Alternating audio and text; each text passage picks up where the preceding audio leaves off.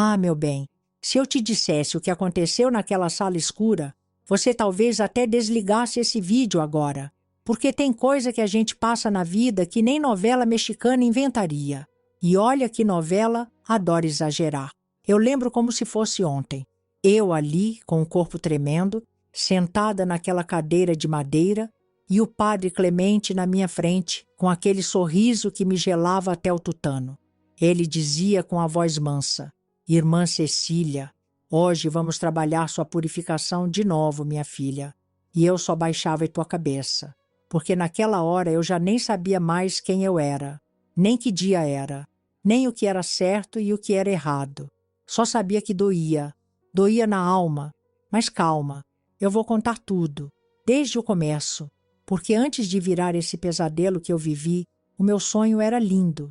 E foi por causa desse sonho que eu mesma, sim, eu mesma, decidi entrar nesse convento. Meu nome é Cecília Andrade Ramos.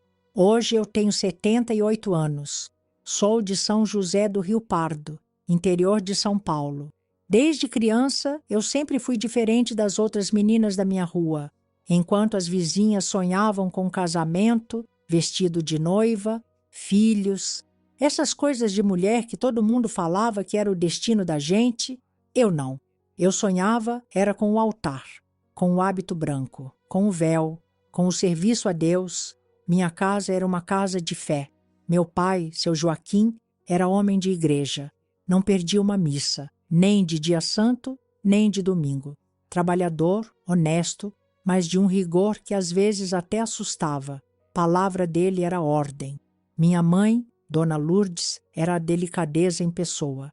Uma mulher de oração, de terço na mão o dia inteiro. Quando não estava rezando, estava costurando alguma coisa para o padre, ajudando na paróquia, limpando os bancos da igreja com aquele paninho que ela levava enrolado na bolsa de palha. Meus irmãos, tudo homens.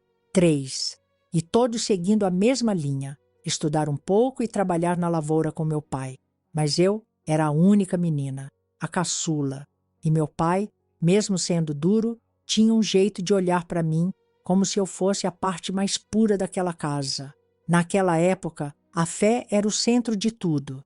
Não tinha celular, não tinha televisão, não tinha nada disso. A diversão nossa era ir na procissão, ajudar na festa do padroeiro, limpar a igrejinha branca que ficava no alto da praça. Eu subia aquela escadaria com alegria no peito, como se estivesse indo encontrar o próprio Deus lá dentro. Mas o que mais me encantava, o que fazia meu coração de menina bater forte, eram as freiras. Ah, meu bem, quando as irmãs do convento passavam na rua com seus hábitos impecáveis, aquele véu cobrindo o rosto com aquele ar de paz, de missão, de entrega, eu sentia uma coisa por dentro que nem sei explicar.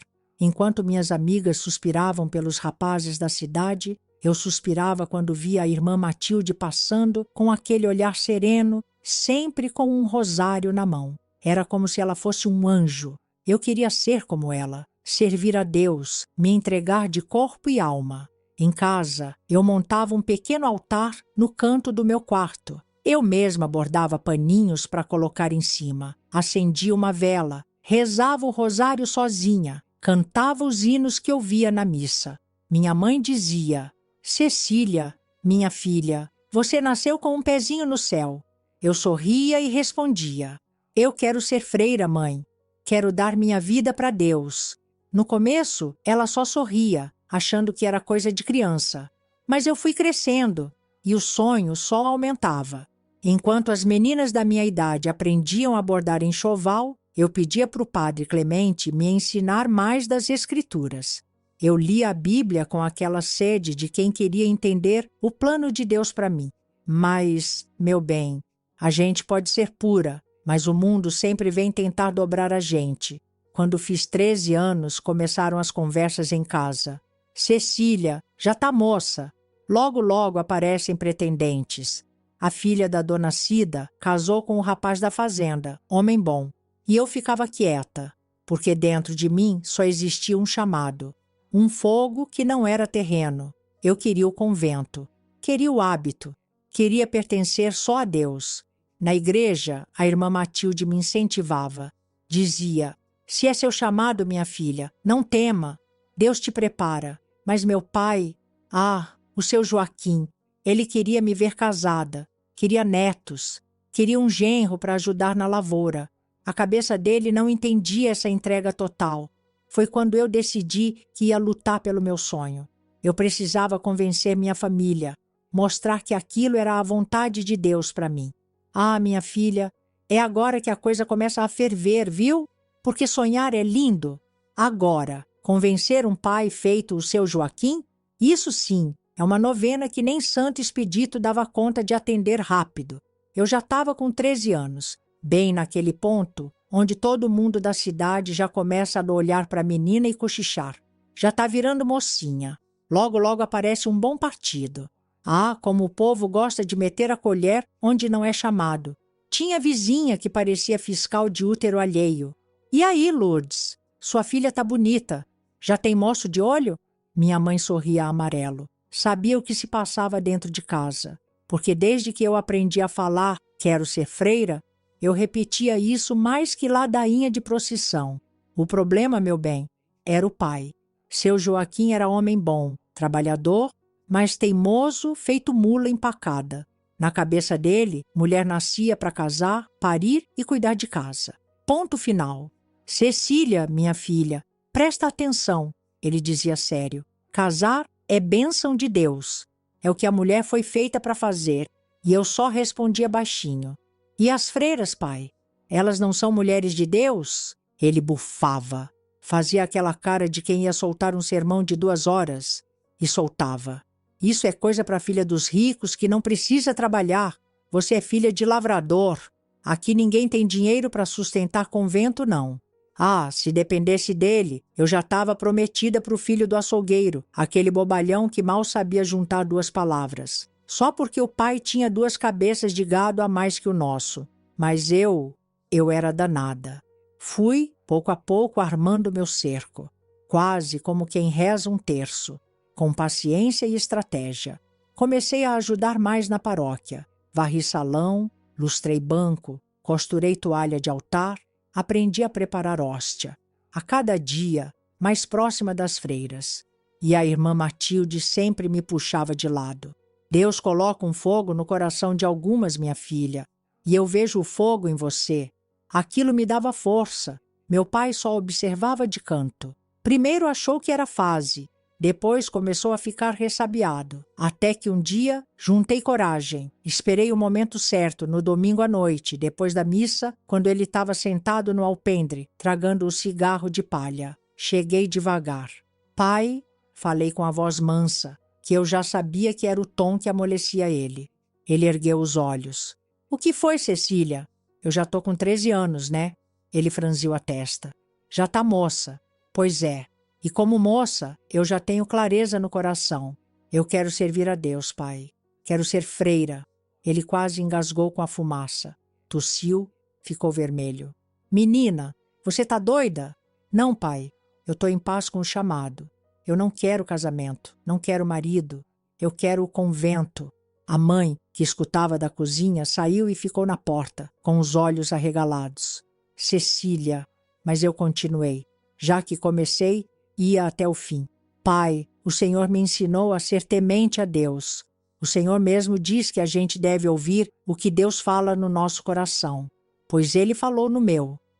Meu bem, a cara do velho nessa hora foi um misto de orgulho e raiva. Orgulho porque eu sabia argumentar. Raiva porque eu estava desafiando o projeto de vida que ele tinha desenhado para mim. Ele se levantou devagar, jogou o cigarro no chão e pisou com força. Eu vou pensar, disse, mas se for para entregar minha filha para a vida de freira, vai ser direito, e sem vergonha nenhuma para a família. Pronto. Aquilo para mim já era meio caminho andado. No outro domingo, depois de muita conversa com a madre, com o padre, com a irmã Matilde, que, coitada, fez mais novena por mim do que por ela mesma, meu pai cedeu. No fundo, ele ainda achava que eu ia desistir, que era fogo de palha de menina nova, mas viu que meu coração não ia mudar. Minha mãe chorou muito no dia que fomos na paróquia acertar tudo. Não era choro de tristeza, não. Era mistura de medo e orgulho. Ela sabia que eu ia para o convento, mas não fazia ideia do que me esperava lá dentro. E eu, menos ainda. Meu pai fez um último pedido, com a voz embargada. Só não esquece da sua família, Cecília. E eu prometi. Ah, meu bem, promessas de menina são tão puras, né? Eu jurei que escreveria cartas, que viria visitar, que seria feliz. Mas o que me esperava ia me mudar tanto que eu mesma já não me reconheceria depois. No dia de ir embora, a cidadezinha inteira apareceu, porque naquela época, uma menina virar freira era quase um espetáculo. A mãe me vestiu com o melhor vestido que a gente tinha. A vizinhança toda veio se despedir. Vai servir a Deus, que orgulho, diziam. Meu pai me levou até a porta do convento. Antes de eu entrar, ele segurou minha mão com força e disse baixinho: agora você é de Deus, filha, mas ainda é minha também. Eu sorri, sem saber que aquele seria o último sorriso inocente da minha vida, porque o que tinha lá dentro, ah, meu bem, aquilo não era o céu, não, era o começo do meu purgatório. A gente, quando é nova, tem aquela mania besta de achar que o mundo é bom só porque a gente tem boa intenção. Eu entrei naquele convento com um peito inflado de fé, e igual galinha no terreiro tomando sol. Só não sabia que o sol ali era quente demais. Quando a Madre Josefa abriu aquele portão de ferro, eu senti um frio na barriga. Mas não era medo, não. Era emoção. Atrás de mim, meu pai e minha mãe me olharam como se estivessem me entregando para Deus em pessoa. Agora, filha, começa a tua vida de verdade, minha mãe sussurrou, com os olhos cheios d'água. Eu sorri, coitada de mim, sorri achando que estava entrando no céu.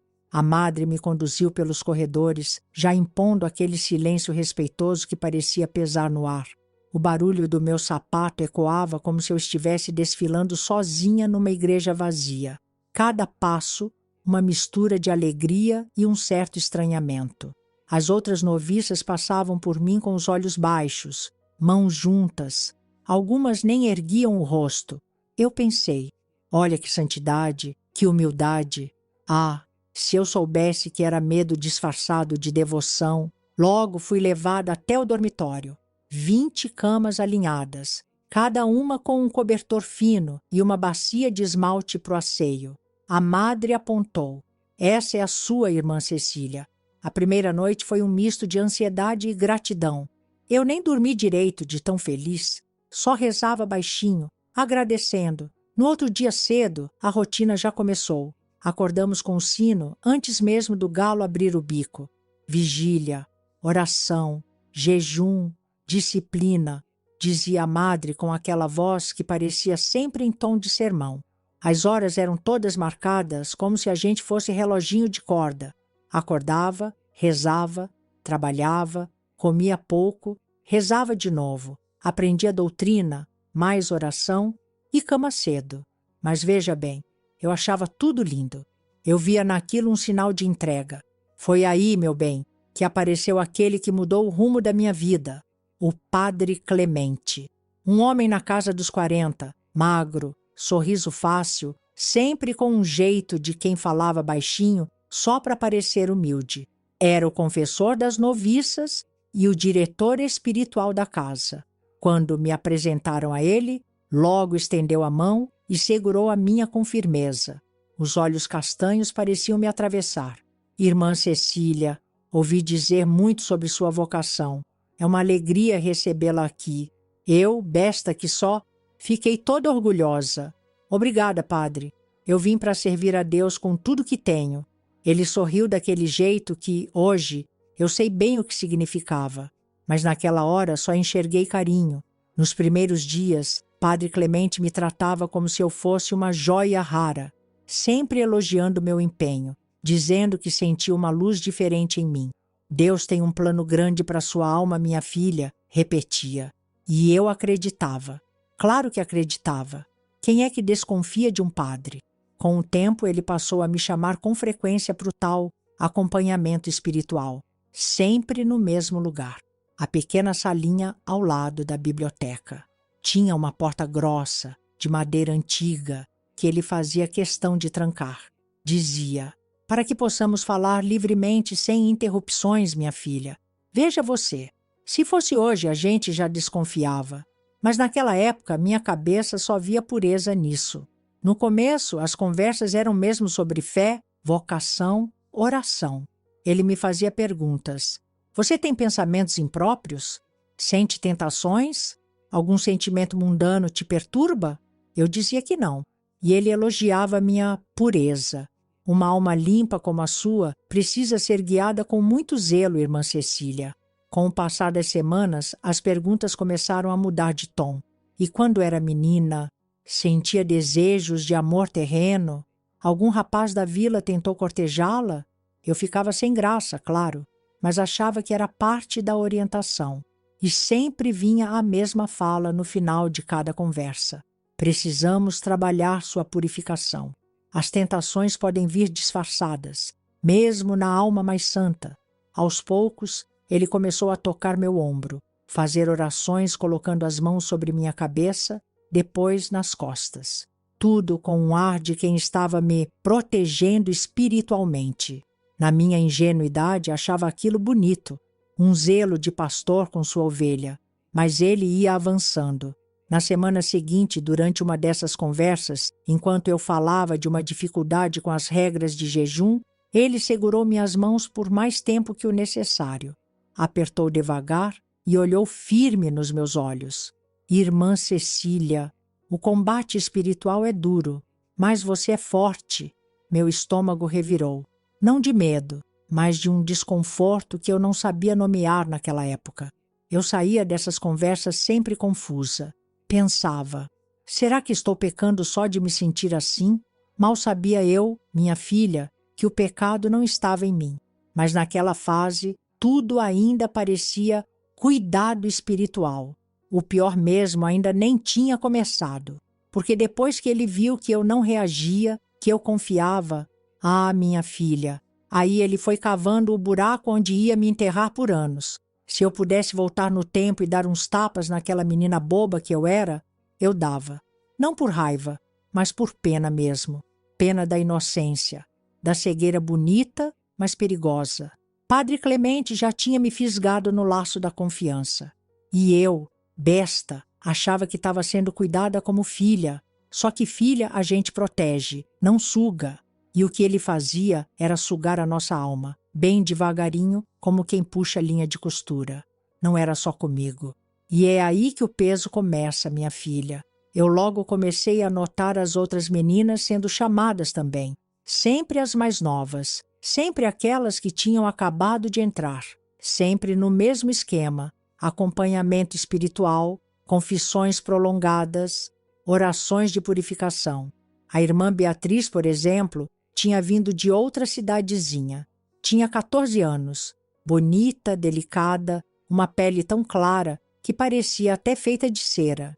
E a irmã Beatriz, coitada, também foi virando figurinha carimbada naquela salinha da biblioteca. No começo, quando a gente se encontrava depois dessas reuniões com ele, ainda trocávamos olhares cúmplices, como quem dividia o mesmo orgulho por estar recebendo tamanha atenção espiritual.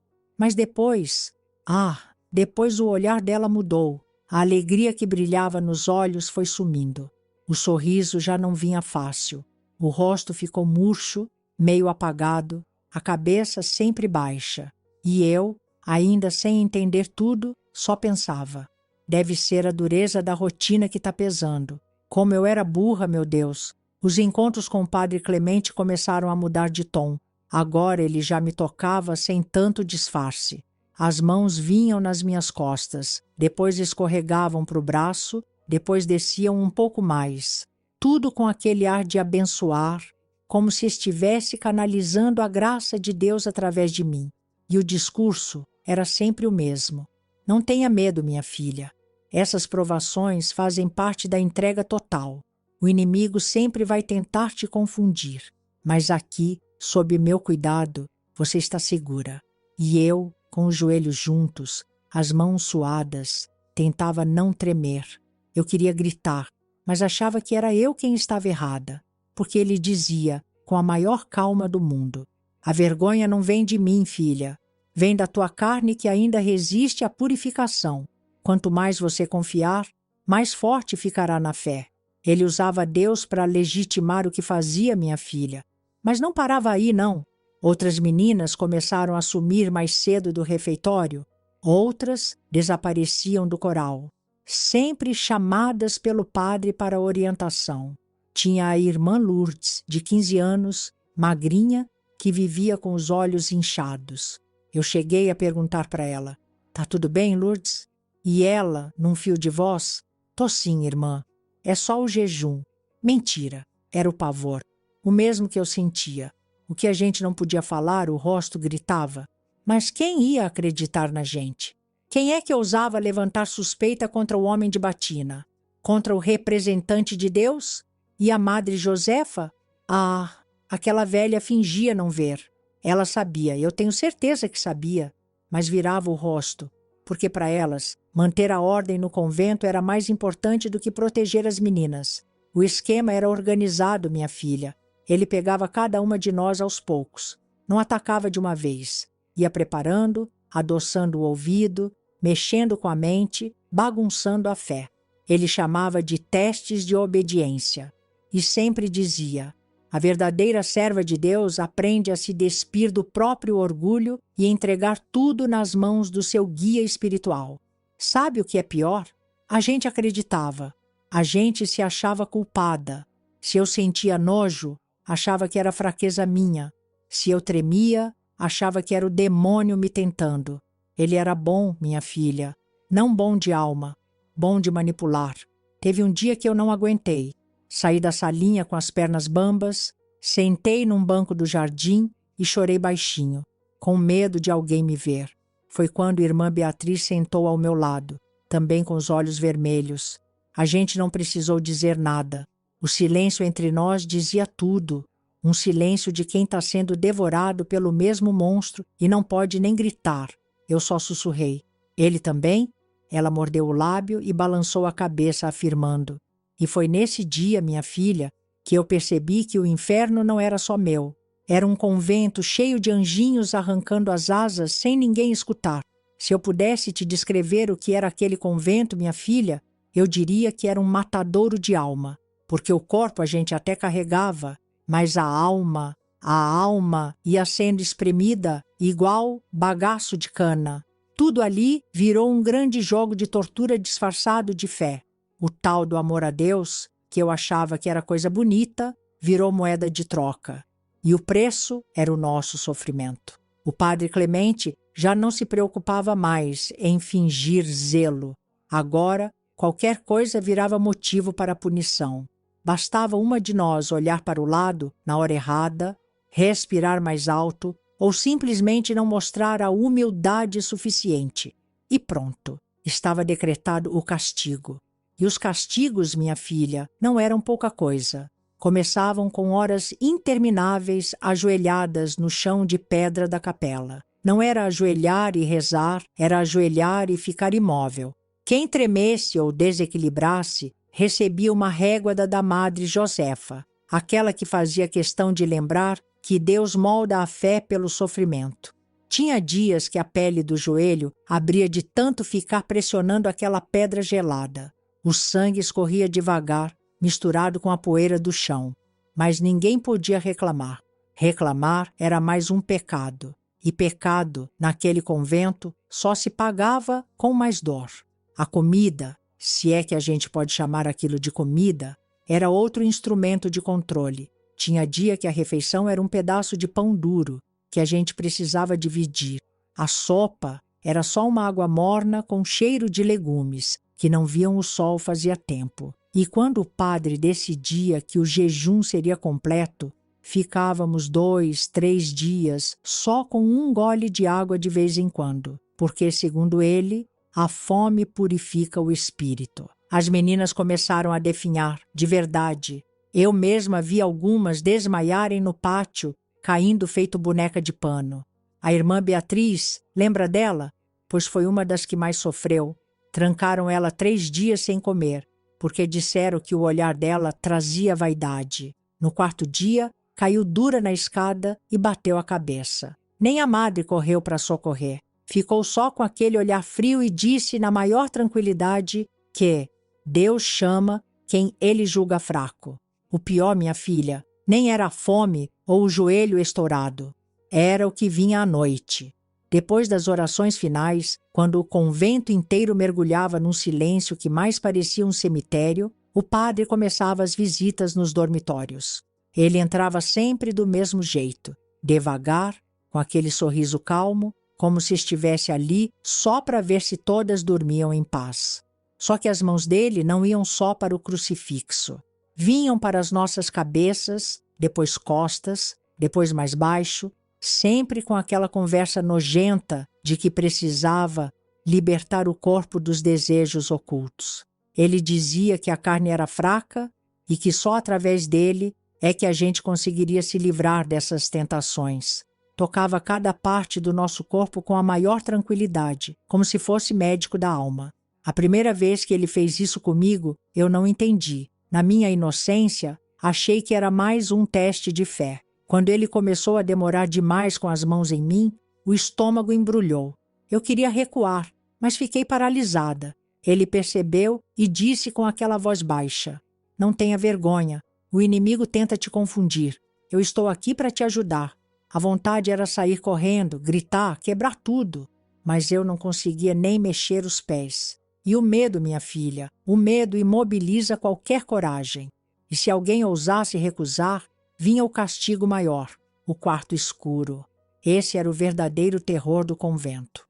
Um quartinho minúsculo, no fundo do prédio, sem janela, sem luz, com uma porta grossa de madeira e uma tranca do lado de fora.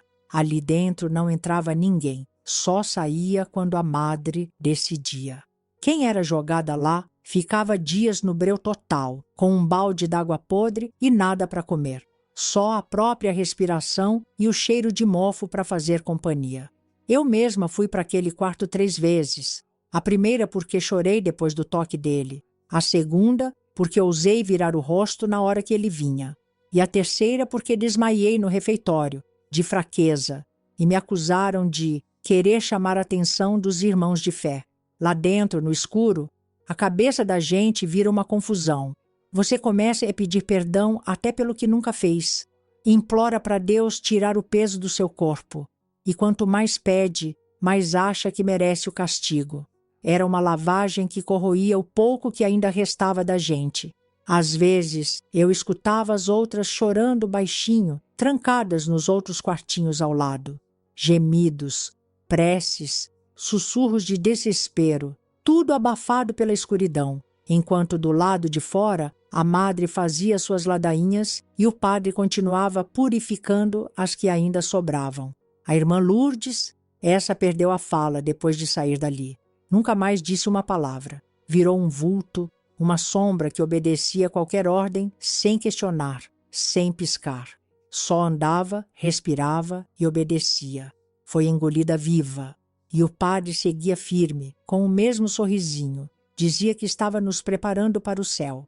Para mim, aquilo ali já era o próprio inferno. Chegou um momento que eu já não sabia se acreditava em Deus ou se tinha raiva dele por me largar naquela prisão. A fé virou um nó. Eu rezava, mas sem saber mais para quem. Era uma máquina vazia, andando, comendo o resto de comida, sendo tocada, ajoelhando, apanhando e rezando de novo. E foi nesse estado que eu comecei a enxergar a única saída que me restava. Só que para sair dali, minha filha, a gente tinha que ser esperta, muito esperta. E eu vou te contar como foi que esse pensamento nasceu na minha cabeça. Tem uma hora na vida da gente que o medo começa a enjoar. Eu não estou dizendo que ele some, não. Ele continua ali, feito bicho escondido debaixo da cama. Só que a gente enjoa de ser comida dele. Foi isso que começou a acontecer comigo. Depois de tanto joelho aberto, tanto estômago vazio, tanta mão suja tocando o que não devia, meu medo começou a virar raiva. Uma raiva diferente, sabe? Daquelas que vão fermentando devagar, feito massa de pão no canto quente da cozinha. Vai crescendo sem ninguém perceber. As punições continuavam, claro. Naquele convento, o sofrimento não tinha fim. Só mudava de roupa. Se não era o jejum, era o ajoelhamento até as pernas formigarem. Se não era o quarto escuro, era o silêncio obrigatório por dias inteiros. Tinha dia que eu passava horas com a testa encostada na parede gelada do dormitório, fingindo que rezava, só para não ter que falar com ninguém e não deixar escapar o que eu já estava pensando. Mas o padre estava indo além. Agora ele fazia sessões de exorcismo coletivo nas noviças que, segundo ele, estavam tomadas pelo orgulho. Era uma encenação nojenta. Fazia gente ajoelhar em círculo no meio da capela, já noite adentro, com as velas tremendo, e ele passava de uma em uma, encostando as mãos, sussurrando orações inventadas. Sempre a mesma história. O mal entra na carne feminina. Eu preciso tirar. Ele dizia isso enquanto os dedos dele passeavam pelo que não devia, sempre com aquele teatrinho de homem santo em missão divina. E eu sentia o estômago virar, mas já não tremia como antes. Dentro da minha cabeça, algo novo borbulhava. Não era coragem ainda, era revolta. Foi nessa fase que eu notei uma coisa, uma presença, na verdade, a irmã Antônia. Ela era uma freira velha já, dessas que a gente quase nem percebe na rotina. Andava devagar, cabeça baixa, mão sempre agarrada num rosário gasto. Nunca falava, nunca sorria. Era como se tivesse se tornado móvel da casa, de tanto tempo ali. Mas os olhos dela, os olhos não envelheceram. Observavam tudo, como quem já viu demais e aprendeu a não abrir a boca para sobreviver. Teve um dia, depois de uma dessas sessões nojentas, que eu passei perto dela na despensa. Eu não sei explicar por quê, mas naquele instante baixei os olhos para o chão e soltei um suspiro carregado. E foi aí que ela, pela primeira vez, sussurrou alguma coisa. Baixinho, só para mim ouvir. Quem grita morre. Quem cala dura mais um pouco. Aquilo me atravessou como faca. Parei no meio do corredor.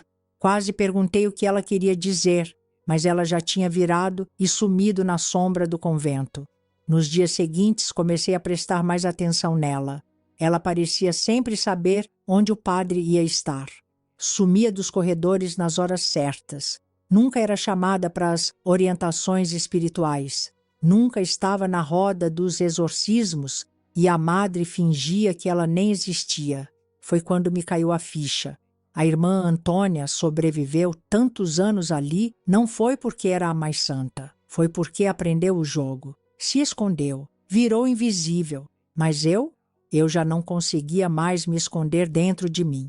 As outras meninas estavam se apagando. Algumas já falavam sozinhas, outras andavam feito boneco quebrado.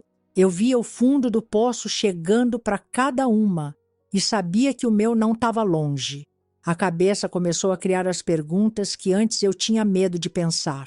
Será que tem como sair daqui? Será que alguém lá fora acreditaria na gente? E se eu tentasse fugir? Só que fugir de um convento não era coisa simples.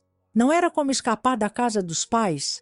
A gente estava cercada de muros altos, portões de ferro e olhares desconfiados. Tinha vigilância até no silêncio. Mas mesmo com todo esse risco, o simples fato de cogitar a ideia já me dava um fiapo de esperança. Era o primeiro fiapo em anos. Numa manhã, durante a limpeza do altar, Antônia me chamou num canto. Baixinho, com aquela voz rouca de quem não fala faz tempo, ela disse: "Cuidado, menina. Quando o padre percebe que uma noviça está começando a pensar, ele aperta ainda mais. Ele fareja a rebeldia." Eu olhei para ela com o coração disparado. "Eu não aguento mais, irmã." Ela não respondeu de imediato. Só apertou forte o meu braço com aqueles dedos ossudos e sussurrou outra vez: "Tem caminho, mas não agora. Quando for a hora, eu aviso. Até lá, fica viva." Ali eu entendi. Pela primeira vez em muito tempo, eu não me senti sozinha. Tinha alguém ali dentro que via, sabia e, principalmente, sobrevivia. Mas claro, meu bem, nada nesse lugar podia melhorar sem piorar junto. E o que veio depois foi ainda mais perigoso, porque quando a gente começa a dar sinais de resistência, o diabo sente o cheiro. E o padre, ele começou a farejar minha mudança. Agora eu vou te contar O que foi que ele fez quando percebeu que eu já não era mais aquela ovelhinha mansinha de antes? Sabe o que é pior, minha filha? Não é nem o sofrimento. É quando o carrasco percebe que a vítima já não tem tanto medo como antes. É aí que eles enlouquecem, porque para eles a obediência é a droga. Quando começa a faltar, eles tremem feito cachorro em dia de trovão. E foi isso que aconteceu.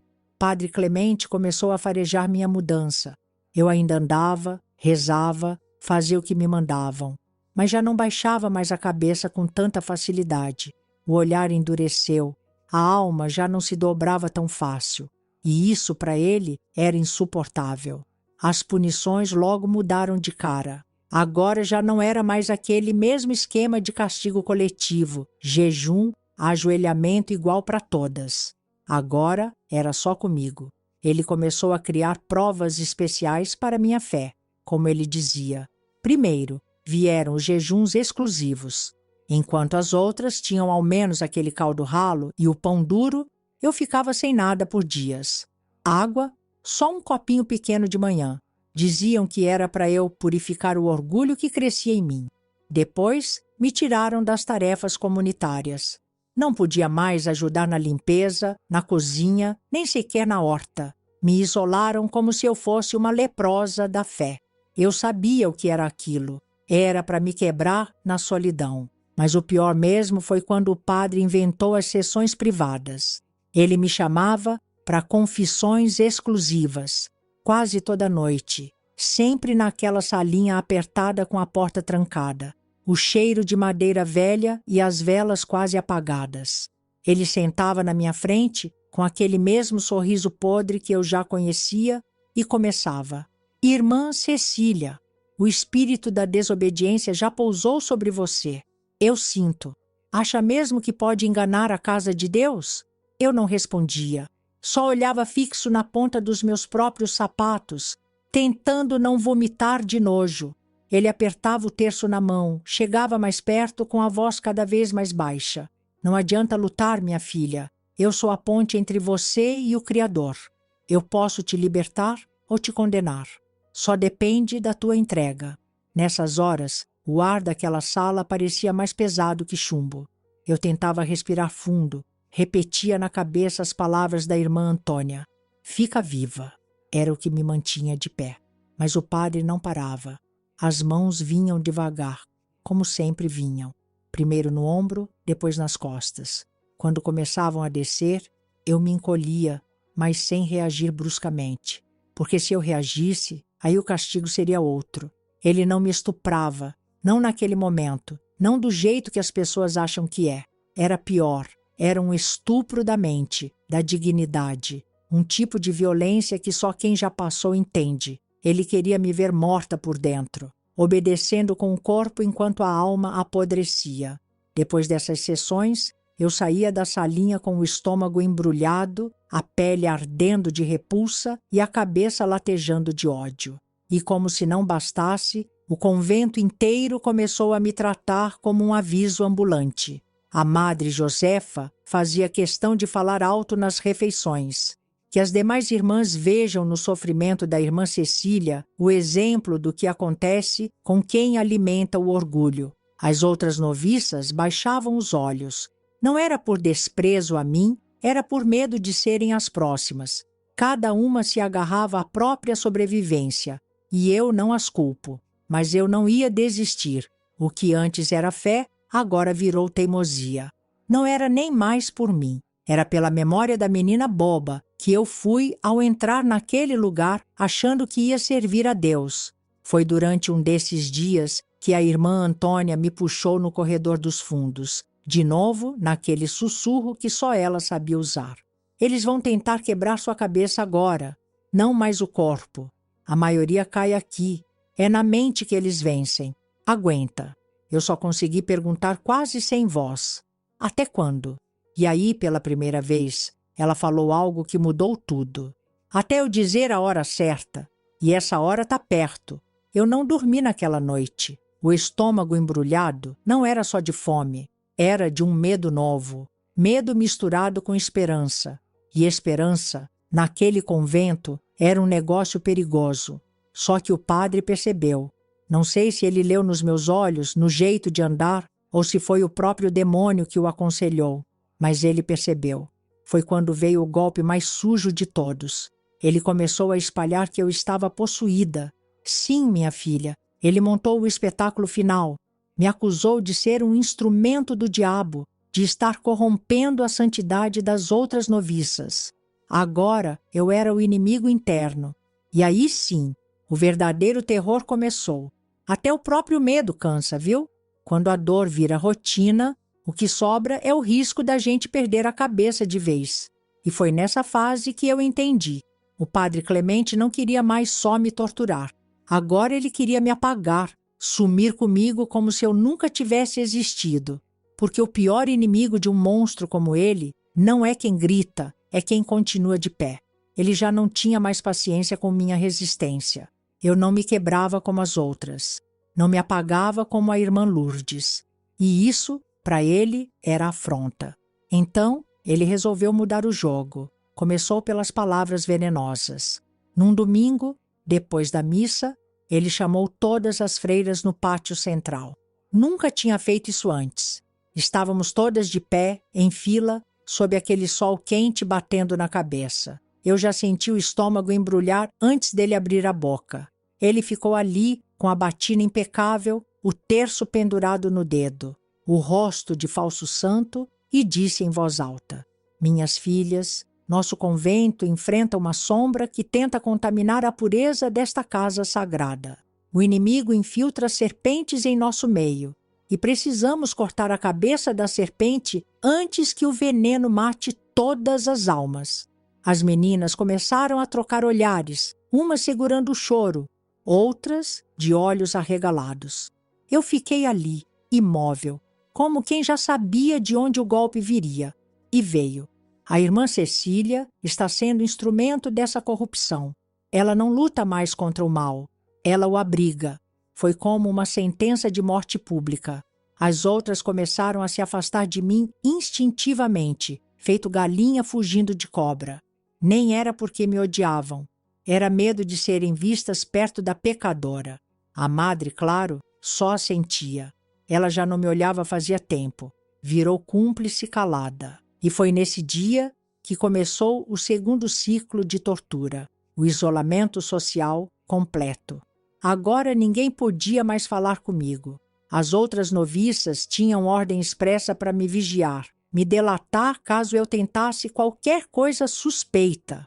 O padre criou uma rede de espionagem com as próprias meninas, como se fossem farejadoras de pecado. Vigiar é proteger, dizia ele. Cada erro da irmã Cecília pode ser uma porta para o demônio alcançar todas vocês. Era uma humilhação pior que qualquer surra. Eu virava as costas e sentia os olhares queimando na nuca. As meninas cochichavam, tremiam perto de mim, desviavam o caminho como se eu fosse leprosa. Mas quem prestava atenção mesmo era a irmã Antônia. Ela me observava de longe, como sempre fazia, mas agora com uma atenção mais afiada. Sabia que o perigo real tinha começado. Foi ela quem, na surdina, me chamou certa noite na lavanderia, quando todos já estavam recolhidos. A hora está chegando, sussurrou ela com os olhos miúdos de tensão. Mas precisamos ser rápidas. Não haverá segunda chance. Eu só consegui perguntar. É possível? Ela fez que sim com a cabeça, sem sorrir. Mais do que possível. Necessário. Foi quando ela me contou o primeiro pedaço do plano. Havia uma parte do muro dos fundos, onde a cerca de madeira estava apodrecendo. As irmãs da manutenção sabiam, mas ninguém dava importância porque confiavam no portão principal trancado e nos vigias. Antônia descobriu que, durante a madrugada, havia um pequeno intervalo de troca de vigilância, quando os guardas cochilavam na portaria e o corredor dos fundos ficava deserto por alguns minutos. Parecia loucura. E era. Mas era a nossa única brecha. Marcamos o dia.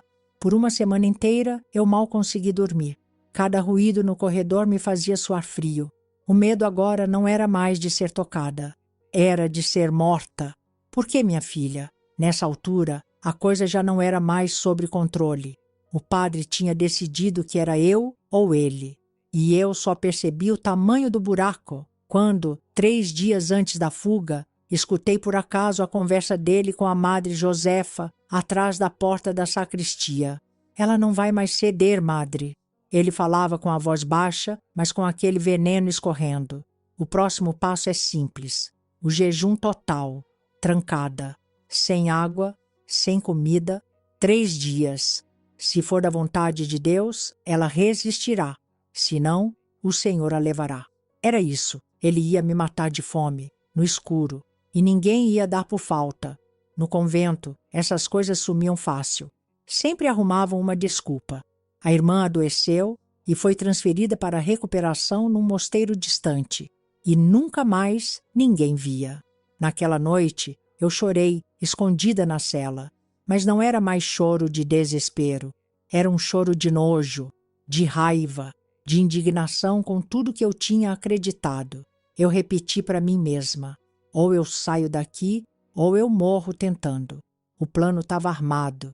Mas o risco, minha filha, o risco era tanto que só de lembrar eu sinto até hoje o peso na garganta. A noite que eu esperei tanto chegou. E eu te digo, minha filha, quando a gente está prestes a fugir, o medo não é de morrer, o medo é de ser pega viva. Eu estava deitada na cela fingindo dormir, o coração batendo no pescoço. Cada estalo da madeira parecia um grito. Minha barriga roncava de fome, os músculos já tremiam de fraqueza, mas eu não ia voltar atrás. Ou eu saía naquela noite, ou ninguém nunca mais ouviria falar de mim. A irmã Antônia apareceu do jeito que sempre fazia, como sombra. Ela abriu devagarinho a portinha e me chamou com o dedo. Nem precisava falar. Só aquele gesto já me arrancou da cama. Os corredores do convento, à noite, tinham um cheiro azedo de mofo e vela queimada. As pedras frias faziam o ar parecer ainda mais pesado. Cada passo nosso fazia aquele som seco da sola raspando na pedra. Eu tentei caminhar leve, mas o corpo não obedecia mais como antes.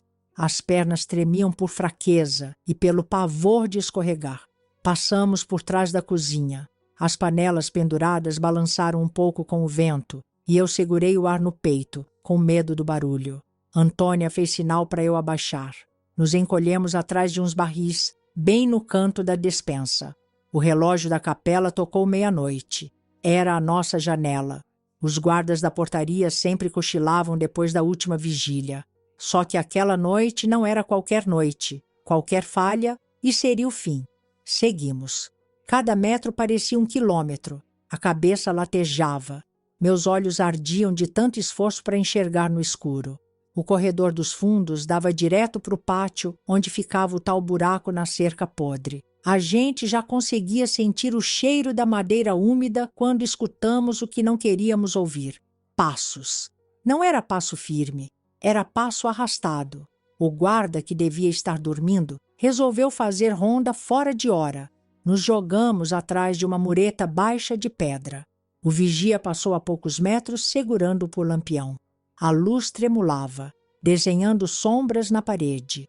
Eu quase perdi a respiração. O suor escorria frio pelas costas, mas o corpo congelou. O homem parou. Ficou ali por uns segundos que mais pareceram horas. Depois, seguiu devagar de volta para o lado da portaria. Só quando a luz sumiu que Antônia me cutucou com o cotovelo, como quem dizia: vai. Nos levantamos e seguimos, mas o corpo já não respondia direito. As pernas pareciam querer dobrar sozinhas. A visão começava a embaçar de nervoso. Foi quando aconteceu o pior. Bem na hora que nos aproximávamos da cerca, ouvimos um barulho atrás de nós. Não era o guarda, era alguém menor. Quando viramos, era a irmã Matildinha, uma das noviças mais novas, aquela que o padre obrigava a vigiar as outras. Ela vinha do banheiro do pátio e deu de cara com a gente. O susto foi mútuo. Ela travou, com os olhos arregalados. Eu vi o pânico nela. Ela sabia o que estávamos fazendo. A boca dela tremeu. Eu, suando, levantei as mãos num gesto desesperado para ela não gritar. Antônia sussurrou rápido, com a voz baixa e firme: por Deus, menina, cala! Matildinha só balançou a cabeça devagar, com as lágrimas já escorrendo. ficou ali, parada, enquanto a gente se arrastava para o buraco da cerca. Quando chegamos na madeira podre, a mão de Antônia já sabia o caminho. Ela puxou as tábuas com cuidado, que cederam com um estalo abafado. O espaço era apertado, só dava para passar rastejando. Antônia foi primeiro. Eu me arrastei atrás. As farpas da madeira rasgavam minhas roupas finas, arranhavam a pele. Mas aquilo era café pequeno, perto do que eu já tinha vivido. O lado de fora tinha o cheiro da terra molhada. A liberdade fedia a mato e lama, mas era cheiro de vida. Ainda não era o fim. Precisávamos atravessar o matagal atrás do convento e chegar até a estrada de terra. De lá, se desse sorte, encontraríamos alguma carroça de madrugada ou nos embrenharíamos ainda mais para dentro do mato.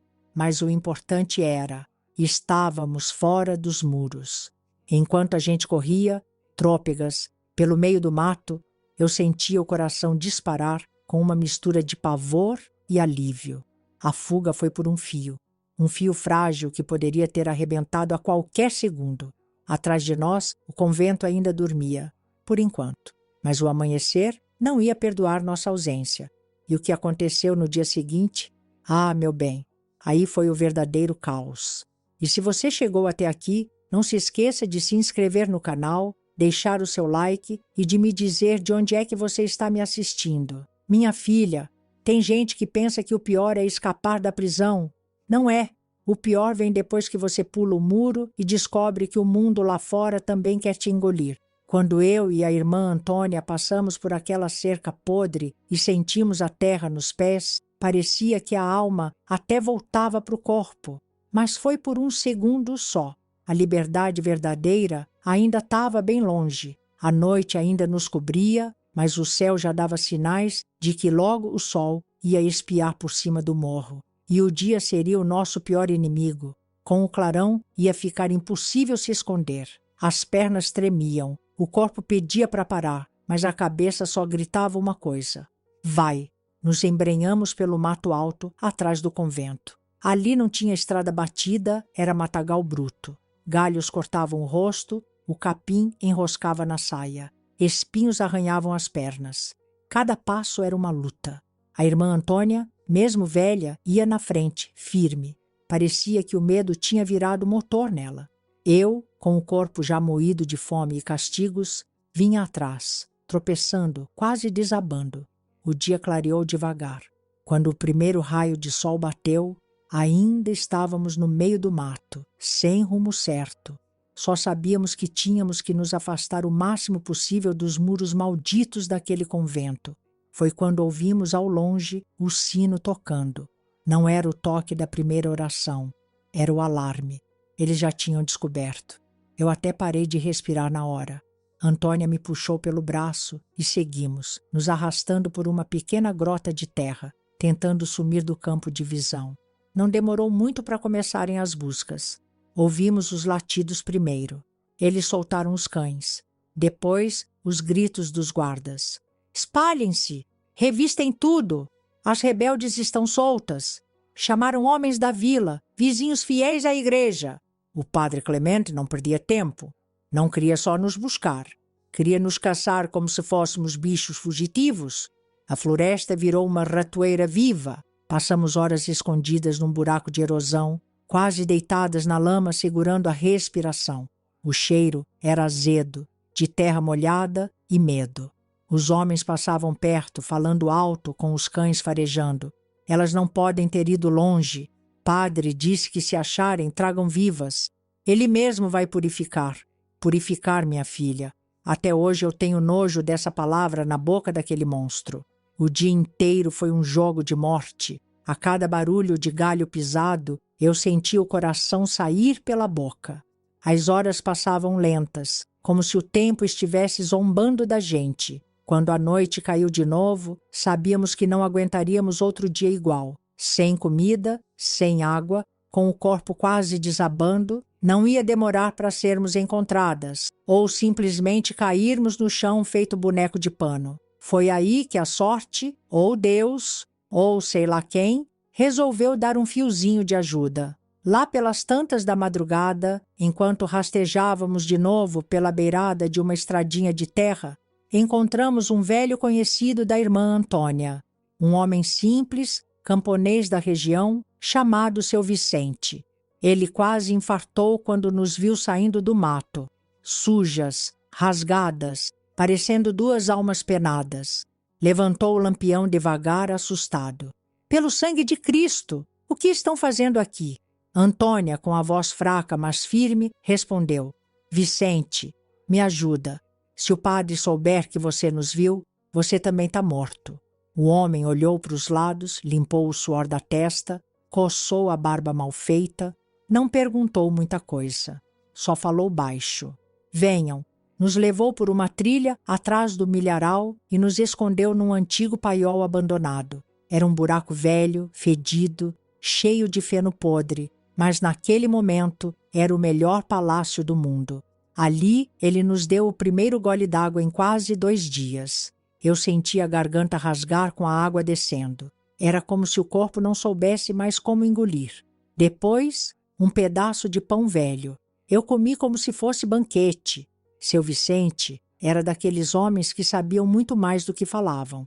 Ele não fez pergunta, mas o olhar dele dizia que já imaginava as atrocidades que aconteciam dentro daquele convento fazia tempo. Só não tinha como provar. Vocês não podem ficar aqui por muito tempo, ele avisou. Amanhã cedo eles vão alargar a busca. Antônia assentiu. Só precisamos de uma noite para descansar. Amanhã seguimos pela mata até a estrada principal. Se conseguirmos chegar na vila vizinha, talvez tenhamos alguma chance. O problema, minha filha, é que o padre já tinha espalhado a notícia.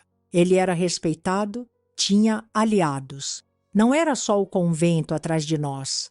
Agora era toda uma rede de proteção suja querendo nosso silêncio eterno. Aquela noite foi a primeira vez em muitos anos que eu dormi fora da cela, mas foi o sono mais leve da minha vida. Qualquer estalo me fazia abrir o olho. Sabíamos que o próximo dia seria decisivo, ou a liberdade ou o fim. As pessoas acham que o difícil é pular o muro, que depois da fuga vem a paz. Ah, se fosse assim! Fugir foi a parte simples. O inferno mesmo foi o depois. Eu e a irmã Antônia saímos daquele paiol no dia seguinte bem cedo. O sol ainda nem tinha esquentado a terra direito. O seu Vicente, coitado, arriscou a própria vida para nos dar uma direção segura. Sigam por essa estrada de serviço, cortem pelo bambuzal, evitem as trilhas principais. Lá para frente, a estrada de charrete leva para a vila de Santa Eulália. Lá ninguém vai reconhecer vocês. Falava baixo, olhando para os lados como se cada galho fosse um olho do padre Clemente. Seguimos como 2 andantes mortas-vivas. Não tinha pressa mais, mas também não tinha sossego. Durante aqueles primeiros dias caminhando, eu ainda esperava escutar os gritos da busca atrás de nós, os cães latindo, os passos pesados dos homens do convento. Mas não vieram. Depois de 2, 3 dias, entendi o jogo. O padre tinha desistido. Não por misericórdia, claro. Ele só era esperto. Quanto mais barulho fizesse procurando por nós, mais risco corria de levantar a poeira que tanto escondia dentro daquele convento nojento. Então, ele preferiu o silêncio. Espalhou boato na vila de que fugimos porque estávamos perturbadas pela tentação do demônio. Disse que Deus nos entregaria à própria sorte. Sabe o que é isso, minha filha? É o mesmo que matar a gente em vida. A perseguição física acabou, mas o peso do passado grudou em mim como carrapato em cachorro magro. Seguimos nossa jornada pela estrada de terra. Vez ou outra, um lavrador passava com a carroça, dava um gole d'água, um pedaço de pão velho, mas não fazia pergunta. Ali no interior, todo mundo conhecia os boatos da igreja, mas quem mexe com padre, minha filha, mexe com coisa perigosa. Depois de muitos dias andando como almas penadas, conseguimos chegar na tal Santa Eulália, cidade pequena, simples, mas que, naquele momento, parecia outro planeta para mim. Logo na entrada, encontramos uma pensão tocada por uma senhora viúva, Dona Geralda. Quando ela olhou para nós, Não precisou nem perguntar.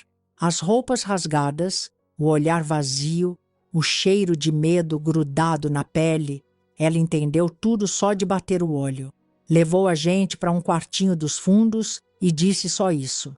Vocês ficam aqui, descansam. Depois a gente vê o que faz. Mas padre nenhum pisa nesse portão. Dona Geralda era dessas mulheres calejadas de vida. Sabia muito bem como funcionava o jogo sujo da batina. Tinha perdido uma sobrinha anos antes. Sumida num convento parecido, nos dias que seguiram, a rotina virou sobrevivência mesmo. Acordávamos cedo, ajudávamos a limpar, lavávamos roupa para fora, cozinhávamos para algumas viúvas da vila. Trabalho não faltava, comida era pouca, mas pela primeira vez em anos, eu respirava sem esperar ouvir o rangido da porta à noite. Mas o veneno, minha filha, continuava dentro da minha cabeça. Porque agora, sem o convento, vieram as perguntas que eu empurrei por anos. E aí começou a doer diferente. Muitas vezes, de noite, deitada na cama dura da pensão, eu pensava nos meus pais. Pensei em voltar. Ah, como pensei. Várias vezes quase tomei coragem para pegar a estrada de volta e bater na porta da casa do meu pai, daquele velho que um dia me levou com tanto orgulho para o convento, achando que estava me entregando a Deus. Mas aí o estômago virava só de imaginar o olhar dele quando me visse. Como eu ia contar? Como explicar para o homem que me criou com fé cega o que aconteceu? Como dizer para minha mãe que a filha pura dela tinha sido feita de brinquedo por aquele mesmo representante de Deus, em quem todos confiavam? Não, eu não consegui. Eu sentia que voltar seria só trazer vergonha para eles. Ia ser o desgosto que nenhum pai espera. Eles iam carregar essa culpa como se fosse deles. E a culpa não era deles. Eu preferi sumir da vida deles. Deixei que acreditassem no que o padre espalhou, que eu enlouqueci e me perdi. Era mais fácil para eles viverem com essa história do que com a verdade podre que me engoliu por dentro. A irmã Antônia entendia meu silêncio. Nunca me pressionou para voltar. A gente só dividia o fardo calado, dia após dia. E assim foi. Começamos uma vida nova. Ou pelo menos, fingimos que era nova. Mas quem carrega esse tipo de marca nunca começa do zero. Só muda de endereço. E ainda tinha mais, viu, minha filha? Porque o tal padre Clemente não sumiu do mundo. Ele seguiu na batina, subiu de cargo, ficou ainda mais poderoso na igreja. Mas a justiça, meu bem, a justiça às vezes demora, mas um dia ela dá as caras. Sabe o que mais dói depois de tanto tempo? Não é nem a lembrança do que fizeram, é o tanto de silêncio que a gente engole por anos para não desabar. A vida seguiu, ou fingiu seguir. Eu e Antônia passamos anos naquela vila pequena, vivendo quietas, quase invisíveis. Trabalhamos de tudo um pouco, lavadeiras, cozinheiras, costureiras. O que aparecia, a gente agarrava. Dona Geralda, a viúva da pensão, virou quase uma segunda mãe. Nunca nos perguntou detalhes. Acho que, na verdade, ela nem queria saber. Sabia o bastante para entender que carregar aquelas feridas não se cura com pergunta, se cura com paz e um prato quente na hora certa. O medo, porém, não saiu da nossa pele. Durante muito tempo eu dormia com sobressalto. Bastava um barulho mais forte na rua, uma batina passando na praça, e o coração já disparava feito cavalo bravo. Eu evitava ao máximo igrejas. Não entrava nem para rezar a missa de defunto. Só o cheiro do incenso já me dava náusea. As pessoas ao redor nem imaginavam. Achavam que éramos duas ex-religiosas que tinham desistido do hábito e escolhido a vida simples. Até preferiam manter essa versão. Conveniente, discreta, e a gente também nunca fez questão de desmentir. Mas o tempo? O tempo. Ele pode ser lento, mas é teimoso. Os anos foram passando, as roupas mudando, os carros ficando diferentes, as músicas novas chegando. Eu fui envelhecendo por fora, mas a Cecília, lá de dentro, continuava presa naquele convento, naquele quarto escuro, naquela maldita sala de confissão. E o padre Clemente? Seguiu a vida, como todo verme bem protegido segue. Subiu na igreja, virou figura importante, pregava em cidades maiores, tinha seguidores fiéis, era chamado para dar palestras, orientar jovens religiosos. A cada boato que eu ouvia sobre ele, minha garganta fechava. A vontade de gritar fervia no estômago, mas eu engolia. Quem ia me ouvir, minha filha? Quem acreditaria em mim, uma ex-freira sumida que fugiu do convento por não suportar a disciplina de Deus? Mas a roda da vida, essa desgraçada, uma hora gira. Foi já muitos anos depois, eu já com as mãos enrugadas, os cabelos grisalhos, carregando os anos no lombo, que a primeira faísca apareceu. Na vila vizinha, uma jovem noviça desapareceu misteriosamente de um convento administrado por conhecidos do padre Clemente. A história se espalhou. Primeiro sussurros, depois cochichos, depois pequenas denúncias. Mulheres que também haviam passado pelas mãos dele começaram a dar nome às coisas. Coisas que até então todo mundo fingia que não via. As vítimas mais novas não carregavam a mesma vergonha que nós carregamos. Tiveram mais coragem, ou talvez mais desespero, ou as duas coisas juntas. Logo apareceram outras freiras que, como eu e Antônia, tinham fugido do sistema. Algumas já nem vestiam mais o hábito. Outras ainda estavam ligadas à igreja, mas carregavam o mesmo trauma entalado na garganta. O escândalo começou pequeno, mas foi tomando forma. E o nome dele, finalmente, apareceu escrito nas bocas que antes o reverenciavam. Quando eu ouvi a notícia no rádio de pilha da pensão, minhas mãos gelaram. Era estranho ouvir o nome dele assim, no meio das palavras investigação, escândalo eclesiástico, denúncias de conduta imprópria com noviças.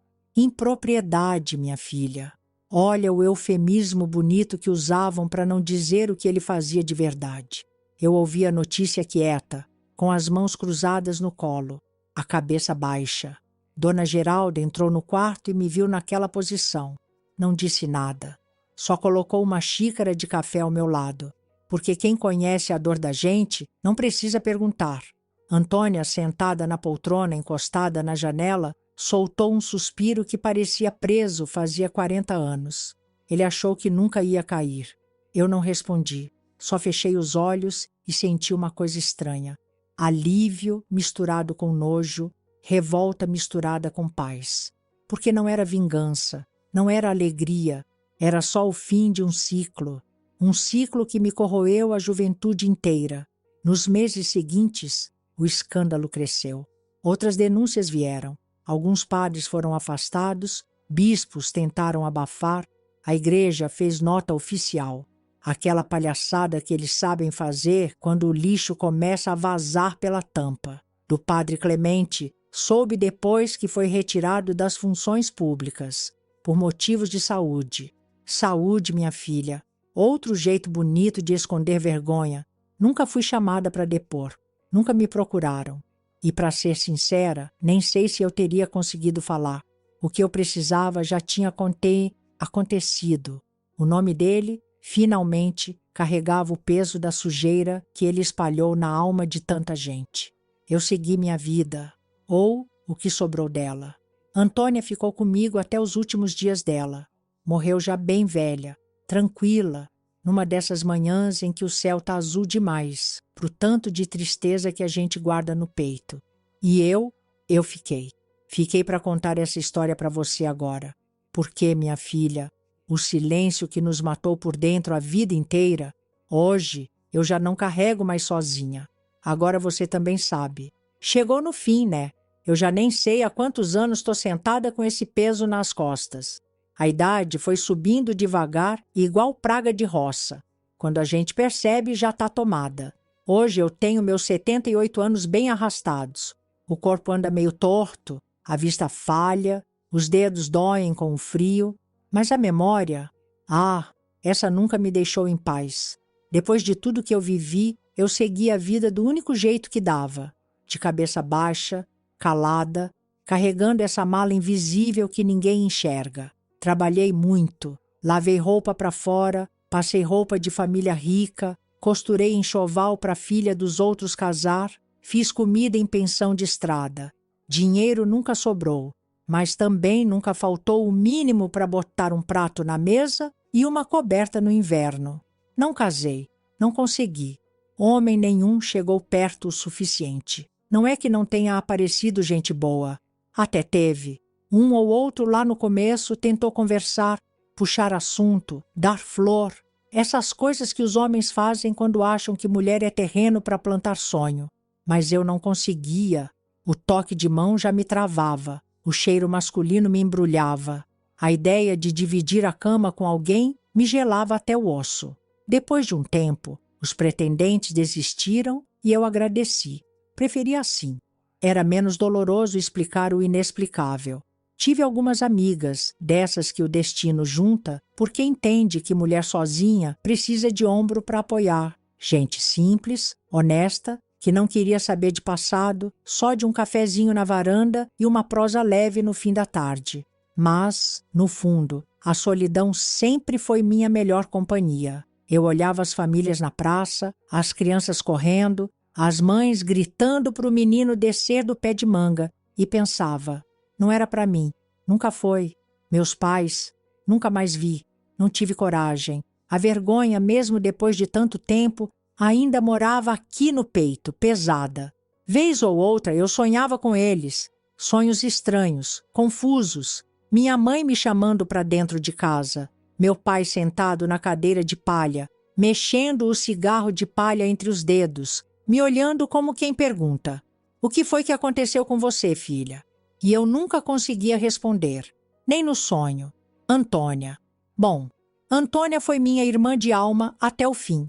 Morreu com dignidade. Se foi numa dessas manhãs frias, dormindo sem dor.